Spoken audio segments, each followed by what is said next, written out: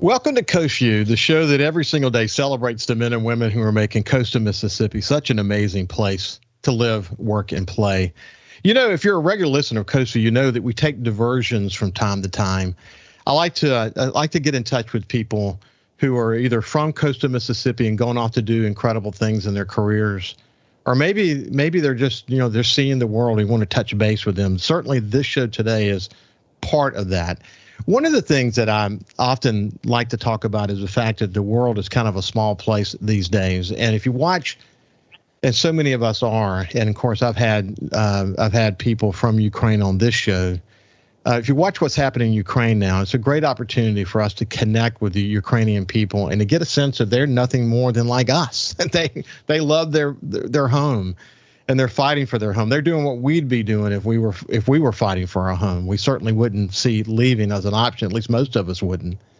But the world's a small place. I came across a wonderful quote from Wendell Willkie. He wrote a book back in the 1940s called One World. He had done a 31,000-mile tour, and he came back and he wrote this: "There are no distant places any longer. The world is small. The world is one." I had an opportunity to follow former Supreme Court Justice from Mississippi, Oliver Diaz, on some of his travels. And he wrote in December 2018 this: "After traveling the world for most of the last year, I have learned that people around the world are more similar than different. We all want the best for our families. We want safe communities, and we all want freedom to pursue our dreams. Traveling has taught me that humans are social creatures. We live in communities and are surrounded by others. We strive for friendships and relationships. We need these connections with other people." You know, when you read that, you really get a sense of who we are as coastal Mississippians. We need each other. We've become incredibly resilient because we've been challenged so many different times. But we share that quality with communities around the world. And I have the real pleasure of welcoming to Coast Vue today the former Supreme Court Justice for the state of Mississippi, Oliver Diaz, who's coming to us live from Bali. Oliver, how you doing, my friend? Hi, Ricky. I'm doing great. Thanks for having me today. Pardon my background if you're watching us on the video, but I'm at a 13-hour time difference from the Mississippi coast. So where I am right now, it's 11 at night. Yeah. So I see kind of a thatch roof behind you. Is that what I'm looking at? It is. I'm staying at a little hotel resort in Bali, the Sanur area, if anybody's familiar with Bali. But yeah, it's a beautiful resort. It's a beautiful island. It's just a wonderful place to be, and I'm just so fortunate to be able to be here right now. South of Indonesia, and as I mentioned to you when we were out there, a long way from home. Indonesia. It is Indonesia, but it's in the southern part of Indonesia. Yeah. So okay, thank you. And then you're going to be there through the end of June. Well, that's one of the great things about the way Jennifer and I are traveling. We actually don't have any firm plans or deadlines. We like to travel and see places. And if we like a place, we want to stay there for a little while and get to know the people, get to learn the community, get to learn the customs. So we don't put deadlines on ourselves. So we've decided that we're actually going to be here at least through the end of June, and we may be able to stay a little longer than that. So right now, our plans are still a little flexible. As a former newspaper guy and having been in media for most of my career, I really enjoy your photography, and we'll come back to that in just a second. But you sort of alluded to it just then, and again, we won't spend too much time on it because I want to get on the journey here quickly. But the reality is, a lot of people travel and they take pictures of landscapes. In order to take pictures of people, you have to connect with them. And you have gone out of your way. I mean, your journey is not just to be able to say you went to a place, but your journey is about learning the culture, meeting people. I noticed that you became friends with someone in Bali and was even invited to his daughter's wedding. So, but it's a complete immersion into a culture, which is really giving you the opportunity to say what you wrote back in 2018, that the world the people all over the world shares, the same kind of values. We want to be close to our communities and our families, and we want to be safe. But that's important to you to immerse yourself, isn't it?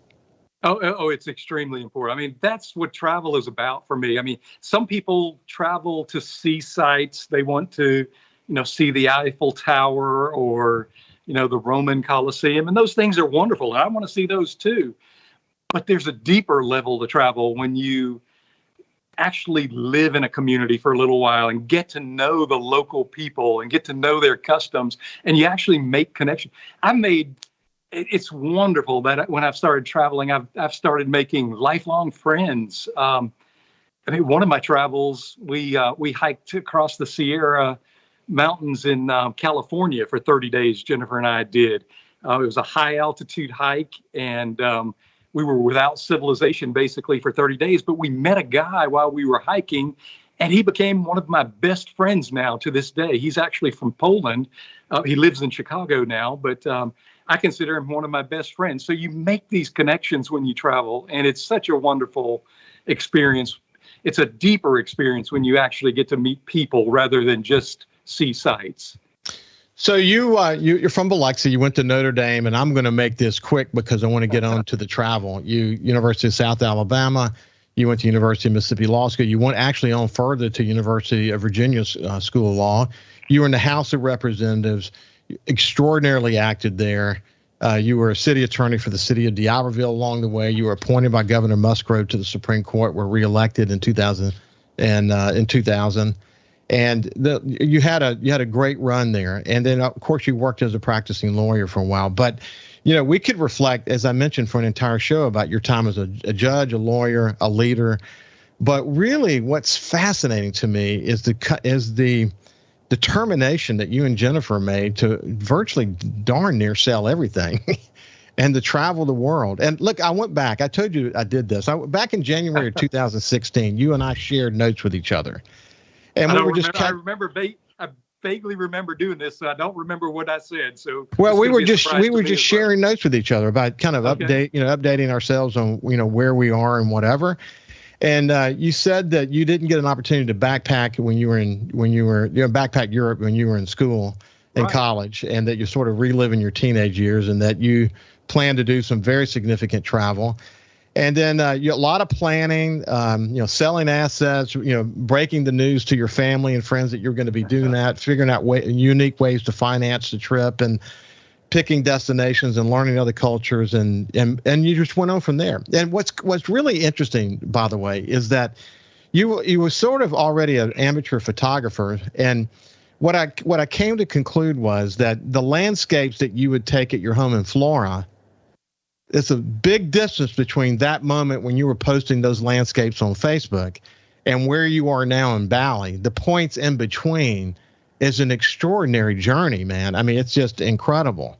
By the way, we went on later to talk about this notion of it's easy to photograph landscapes, but it's more difficult to gain the trust of a stranger so that you can photograph them, which I alluded to just a few minutes ago. But I think Zion and Arches National Park and hiking Bryce Canyon in Utah and all that and then you were back home after that. But that was kind of a precursor to this incredible journey, wasn't it? It was.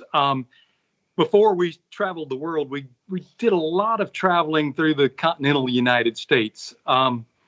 We couldn't be free to travel the world until our kids were grown and in college. I mean, we raised a family like most everybody else out there. We were tied down. Like you'd mentioned, you and I talked, I now remember earlier that I didn't get to do these things, before after I finished high school or during college, where lots of people had just put on backpacks and, walked across Europe and did things like that. I stayed in law school. I had to work. Got married and supported a family. We had children. We weren't free to travel the world, but we were free to travel the United States a good bit. And we traveled around the United States to see things, wanted to show our kids and give them a love of travel. And I think we were able to do that with the children, and they they now also have a great appreciation for travel. But before we could do that, before I was free to travel, we were tied down just like most everybody else. We made a decision when the kids were finally out of the nest, and Jennifer and I were sitting at home. It's sort of funny. There was a point in time where our daughter was in college, and she was in a college program where she was doing a semester in Europe. She was actually in Paris, and our son had done a little. He had just graduated, and he was on a little trip to. I think he was somewhere in Europe as well. And Jennifer and I were at home, and we're like, there's something wrong with this. Our kids are traveling the world, and we're sitting here at home. Oliver, let's do changes. Oliver, let's do this. We're coming to the end of the segment. We'll pick it up right there. You were stuck here, and your kids were out of the country. The world. Y'all wanted to flip the script, and you did. When we come back, we'll continue our conversation with Oliver Diaz. Welcome back to Coast Vue. I'm joined by my friend Oliver Diaz, who, with his wife Jennifer, has literally traveled the world. And it's not just traveling the world; it's literally immersing themselves into the cultures of the places they go to. And from that, he's been able to really make some pretty profound statements about how small the world ultimately is, and how much we have shared values around this world. And one of the things you mentioned before we went to break that, there was a point where you and Jennifer were here and your kids were, out of the country. But it was interesting because I noticed I could follow you through your photography. That was the thing that drew me into your travels. And so when you got back from sort of your U.S. travels, you were at home, but then suddenly there's photos starting to appear from Cartagena in Colombia. And that was in September of 2017. So I'm assuming that was the first big foray that you were going to do it. And by the way, we're going to show a couple of photos. The first photo, and for the radio audience, I'll describe to you, it's a couple of women in Cartagena who are in colorful outfits. And one of the things that I would note about your photography is that you have an incredible eye for landscape, for people, for color. The color, the customs and the culture that you've been immersed in really around the world, it's beautiful. And you've literally posted thousands of photos, so there's no way for us to capture it all. And then next, I want to just share one other photo, and then we'll talk about sort of the beginning of this journey that ultimately took you to Bogota and south from there. And I mean, you went to the Ecuador and then Machu Picchu, and we'll get into all that here shortly. But a photo that you posted of Pope Francis, and that must have been a special experience. But tell me about kicking your journey off there. Yeah, well, you hit it right on the head. That's exactly where we began our international travels in depth. One of my favorite sayings you had your saying about the traveling, but one of my favorite sayings is that traveling, the world is like a book, and people who don't travel are reading only one page of that book. I mean, there's so much more to it than just what we see at home, and by traveling we get to experience that so much more. Jennifer and I decided that we were going to start our international travels by going to South America, and Colombia was the first stop on that journey. We had done a little bit of research before we picked a destination. We'd been reading blog posts and travel journals and that sort of thing. And one of the things Jennifer came across was that there was a survey of people who had traveled to more than 100 countries across the world. So these were very experienced travelers. And the survey asked them to pick their favorite country that they would always want to go back to. And of these experienced travelers, most of them, the number one response was the country of Colombia. I had no idea. It caught us completely off guard and by surprise. And so we said, why not? That's where we need to start. If so many experts say that's a great place to be, let's start there. And it's actually such a quick and easy flight from the U.S. It's actually they call it the gateway to South America. It's the closest South American country to the United States if you're flying in. And so we flew into Cartagena, and it was a wonderful place to visit. And I'm glad you picked up on the colors, because that's what really captures my attention when I'm traveling. I see these bright and vibrant colors and the people and their customs, and I want to try to capture that as best I can. And yeah, that picture from Cartagena was one of the ones that really does stand out. And the Pope. Yeah, it just so happened we started our travels, had no idea when we arrived in Colombia that the Pope was going to be there at the very same time. We had no idea, and we were walking. They had all the posters, so we knew he was coming. And the day he was scheduled to travel through the country, we simply walked outside and got a spot on the road. And I was less than 6 feet away from the Pope when he drove by. I mean, we made eye contact, as you can see from the photo that I had with him. It was just such an incredible and wonderful experience. So, yeah. And that's it was just an amazing experience.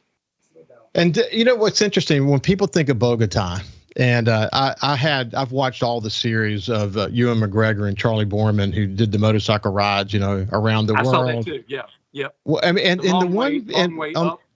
Yeah, yes, the long way up was just incredible. I mean, yeah, and you got a chance to really see. But when they were in Bogota, you didn't get you got to see the beauty of, Colombia in general, but you got to see the beauty of the place. You didn't get a sense that they felt unsafe. You guys didn't feel unsafe either, did you? Not at all. We really didn't. I mean, one of the things that people ask us if we do feel unsafe, and it's such it's an interesting question, because we have really not felt unsafe anywhere we've gone, and it's amazing to us.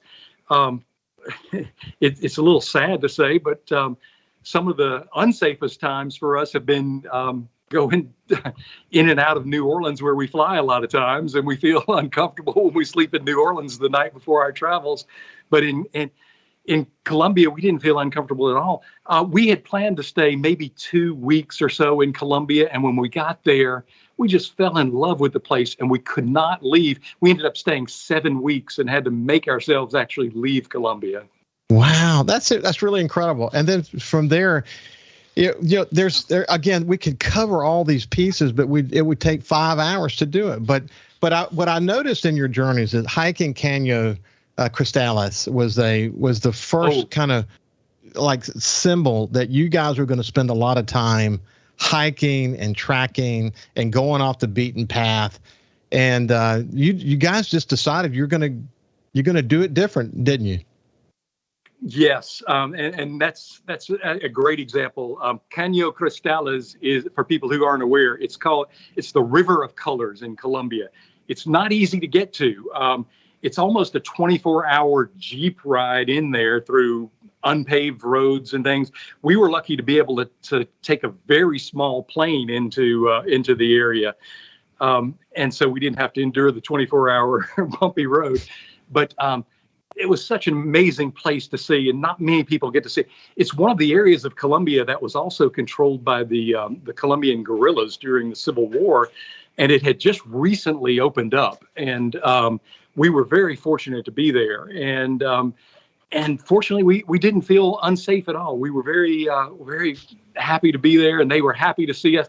One of the great things we learned is that these communities had been isolated for such a while. They wanted, when they do see tourists, international visitors, they go out of their way to make us comfortable. And they just rolled out the red carpet for us, would do anything for us. And it's just such a wonderful experience. On to Ecuador and incredible pictures, and to Peru, to Machu Picchu. My son did that journey as well. But that's a tough hike, isn't it? Oh yeah, it is a tough hike. We did the trek up to the mountain. We didn't take the bus ride. So you can take a bus ride. It's an easy little trek if you want to go experience Machu Picchu. But Jennifer and I like to do the hikes and the treks and to make things interesting. We did a 4-day trek going up into the mountains, walking the original Inca Trail, and waking up the night before. And yeah, experiencing sunrise at Machu Picchu is just a breathtaking experience. And, one of the experiences I'll never forget. It's a lifelong experience. Okay. So anyway, the journey continues on to Chile and then on to Bolivia and Patagonia. Patagonia, again, by the time you get to Patagonia, you've seen some of the most beautiful culture, some of the most beautiful landscapes in the world, but you got a chance to do some glacier tracking while you were in Patagonia. What a special place that is. Patagonia is just a world unto itself. We couldn't spend enough time in Patagonia. It's hard to describe how vast and how isolated Patagonia is. We actually had to plan on the map. They actually have gas stations located on a map so that you can plot your drives, because there is absolutely nothing between these very, very small towns in Patagonia. And so you have to be able to gauge your mileage and know whether you're going to be able to refuel when you get there. And that's the problem, because sometimes when you actually get to the places, they're out of fuel, and you may have to wait a day or two before the fuel trucks arrive. But fortunately, we didn't have to experience that. But you do have to do some great planning. But the vastness of Patagonia, the landscapes, the mountains, the glaciers, it's just breathtaking. I can't recommend it enough. And we did a long trek through Patagonia as well, through the mountains there, and it's just, I hate it. You lose your ability to use adjective to describe these sort of things. Hey, listen, we're at the end of the segment, but when we come back, they got back home. Next thing you hear, they're in France, and then they decided to go to the Camino del Santiago. What a journey that was. We're going to tell you what that is and how difficult that is. We'll see you after this break with my friend Oliver Diaz. Welcome back to Coast Vue. We're having a terrific visit with Oliver Diaz. He and his wife Jennifer literally are on a journey to really immerse themselves in countries and places around the world. And he is in Bali now. It's after 11 o'clock at night in Bali. He's having to keep his voice down a bit because of where he is and where he has access to Wi-Fi. So you got back from Patagonia and that track and across South America. You got back home. Suddenly you're all suddenly taking pictures in France, and it was sort of a precursor to where you were headed. You were headed to the Camino de Santiago track, which is an amazing, amazing journey that took a couple of months. So how can we wrap that up in a nice bow? Yeah, it's sort of hard to do, but the Camino is just an experience that everyone should do. It's a pilgrimage, a religious pilgrimage for many. Others, it's a personal pilgrimage. You don't have to make it religious if you don't want to, but it's a discovering of yourself, and it's a discovering of what you can do. We actually walked about 750 miles across both France and Spain. Took us about 63 days to do that, split about equally between both countries. You really get to see a country when you walk through a country. It's not like driving and looking out of a car window or a bus or flying over in an airplane. We're walking through rural villages and meeting people and staying in farms and things along those lines. And it's a discovery of yourself when you're able to, if somebody had asked me if I could walk 750 miles, I'd have told them, you're insane. I can't do something like that. But once you start on a journey, it's, the old saying is one step at a time and one day at a time. And before you know it, you've gone 100 miles and then 300 miles and you can do it. Your body adapts. And by doing so, you learn so much about yourself and you learn so much about others. So it's, I just highly recommend a journey like that for everyone out there. Your travels are so vast. It would, I mean, again, it would take us 5 hours to capture it all, but it seems so short shrifting to speak of that journey, that part of your journey in such a brief amount of time. But unfortunately, we have to, because there's more to come. You went to Portugal from there, and then you went home. And then in February 2019, next thing we discover through your photographs is Israel, Jordan, Egypt, Africa, South Africa, Cape Town, and there's a highlight on that trip we'll get to in a second. But I want to share for the radio audience. This is a photo that he took at the Namibian desert, and it is striking. It is a striking landscape photo that almost seems like a painting. Yeah. Describe that to me. That place is called Susavle, and it's in Namibia, the country of Namibia. It's an amazing place. It's actually a dried out seabed, and the floor is basically made of salt, which is white, but it's also surrounded by these orange sand dunes, which is just otherworldly. And in the middle of this Dead Sea area are these trees that have been petrified. They're growing and they're petrified. And so it just gives it such an otherworldly landscape. That's one of the places that we've been that took my breath away. It's just impossible to describe with words, but it's I often thought, really, as you were posting photos from your trips, from your journeys, I often wondered if you were going to select some that would be sort of like a wall of fame in your house, walking down the hall. How would you even begin to? Because so many, again, you're a really terrific photographer, really, really good photographer. But this has to be among the best in terms of just what it captures, and that it's real and it seems so surreal. But then again, I could describe many of your photographs that way. You felt the same way, didn't you? Yeah, I do. I've thought about doing that too, trying to pick my favorites, and it's almost impossible to do. So I may end up doing is trying to limit it to one per country. I want to try to see if I can distill each country into just one photograph, and that's something I'm thinking about doing. Okay, so on this trip to Africa, you decided that you were going to climb Mount Kilimanjaro. At the time, you said it was the most difficult thing you had ever done. We have a photo that was taken of you, and I'm assuming one of your guides at the top of Mount Kilimanjaro that Kyle is showing now. But, you had just taken, if you think about, you talked about the 700-mile track was about discovering yourself. Mount Kilimanjaro was also about discovering yourself. How many times do you need to discover yourself?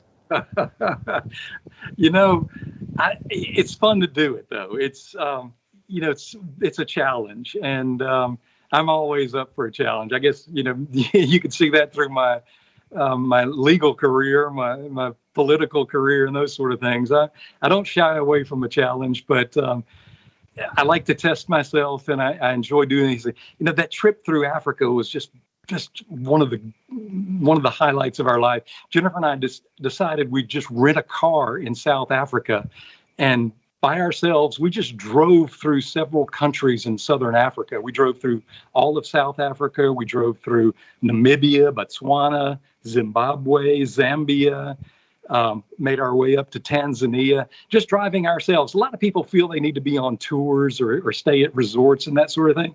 But we like to just go on our own and explore and see what we can find and see what shows up along the way. Unbelievable. Mount Kilimanjaro, when you were standing on top of it after the very difficult track to get there, what did you think?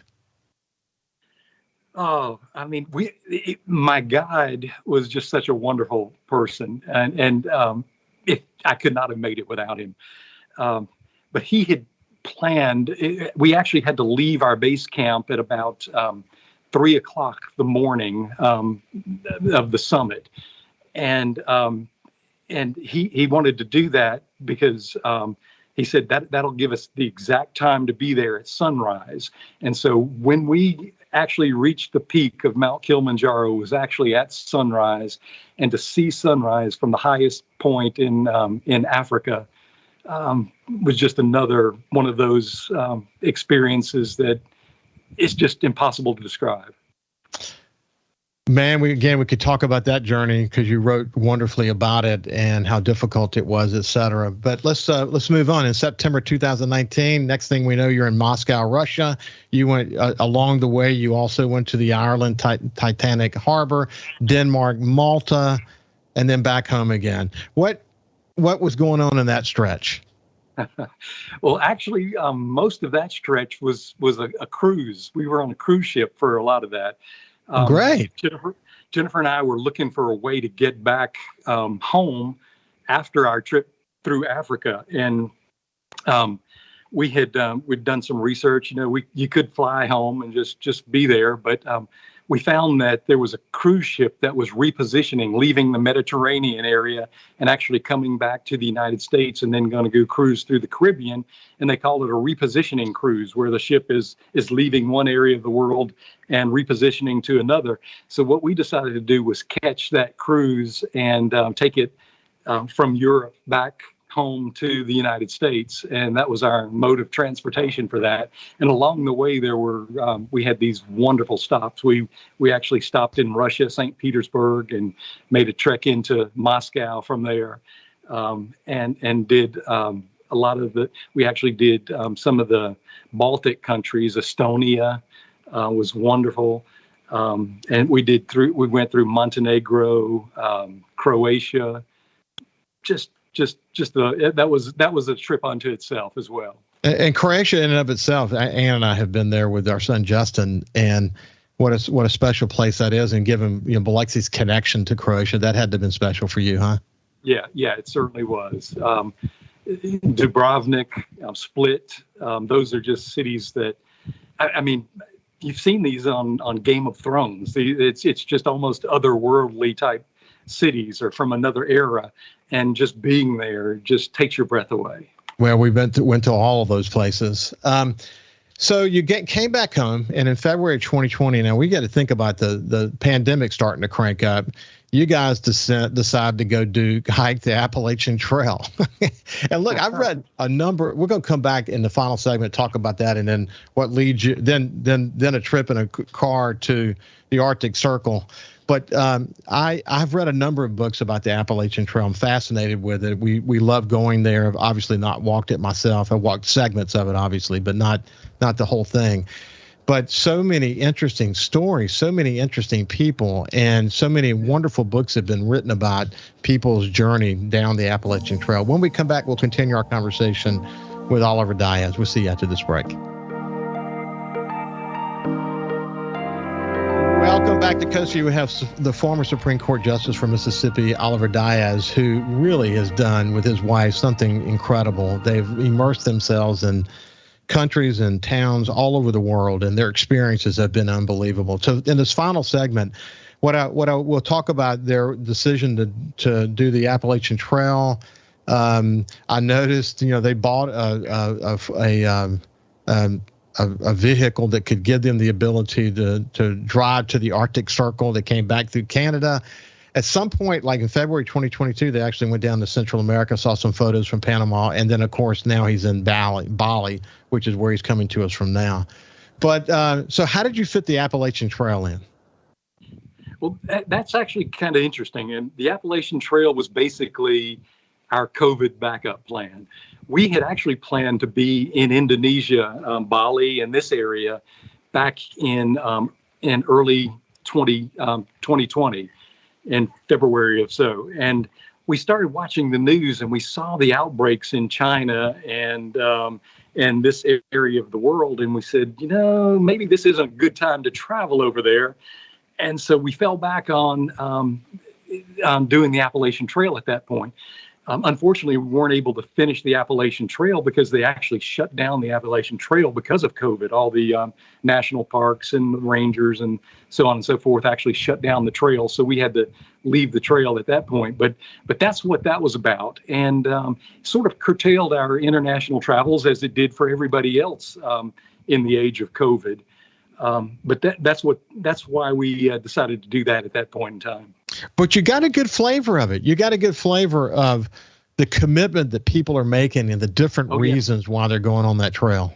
Yeah, absolutely. We walked all the way through Georgia and North Carolina. We did a good bit of the trail. We were on it for several weeks, so we got a good taste of it and enjoyed it. I mean, we met some amazing people that I actually still keep in touch with to this day.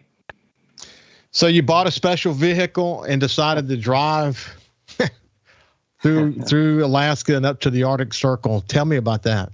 Well, that's COVID as well, because we couldn't do international travel. We decided that the only thing we could do was to see the United States. And in order to do that, we needed a vehicle that would get us places.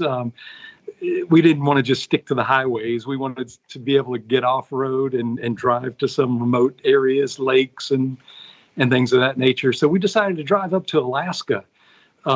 We drove across from Mississippi all the way across the United States up to Washington State, and then crossed over Canada into Alaska. So we spent summer up in Alaska, basically just touring the entire state of Alaska, as much of it as we could.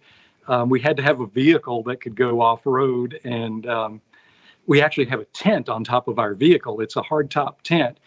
And so we just pull up to a lake or a glacier or wherever we are, maybe even off the side of the road, and pop up our tent, and we can sleep basically anywhere with that vehicle. And that's why we decided to purchase that. And so we were able to travel through Alaska and Canada. There are only two roads in the continental Americas where you can drive to the Arctic Circle. One is in Alaska and one is in Canada. And we decided to do both of those last summer. And that was just an incredible experience as well, driving to places that most people can't even get to. And we're talking not hundreds, but thousands of miles. Oh, yeah, many thousands of miles. And that's another place that takes great preparation, because there are no gas stations. You have to carry fuel. You have to carry your own food. Weather conditions can change really quickly. If you look at Ice Road Truckers, there's this TV show, I think it's on the Discovery Channel. This is the highways that they drive. Weather can change really quickly. You can become stranded. You can get stuck off road. So you've got to be able to support yourself with food and water, fuel, and that sort of thing. So it takes a lot of preparation, but it's completely worth it, because the sights you see when you do it, you just can't get by looking at books or magazines. My friend, the former governor of Alabama, Governor Bob Riley, did it on a motorcycle by himself. And on the way back, he slipped and ended up injuring himself significantly. And he's better, obviously, today. But people picked him up and they put him in the back of a pickup truck. And he tried to explain to them that he's just recently had retired as governor of Alabama, and they said, sure you are, but anyway, yeah, I mean, it's not, you're not talking about just wonderful highways. It can be incredibly treacherous. Oh yeah. None of the roads are paved. And you're talking about vast stretches, and top speed is, 30, 40 miles an hour max. I mean, you're usually doing 20 to 25 miles an hour. So it takes a long time to cover those distances, but it's oh so worth it. So we're coming to the end of our time together, Oliver, but look, man, it's been a great opportunity for you and I to visit. And in the final minute, tell me how small the world really is. People around the world are exactly alike everywhere. I mean, they have family reunions. We see them on the beach every day in Bali doing that. They have weddings, like you mentioned at the top of the show. The driver that we've befriended here in Bali has invited us to his family weddings.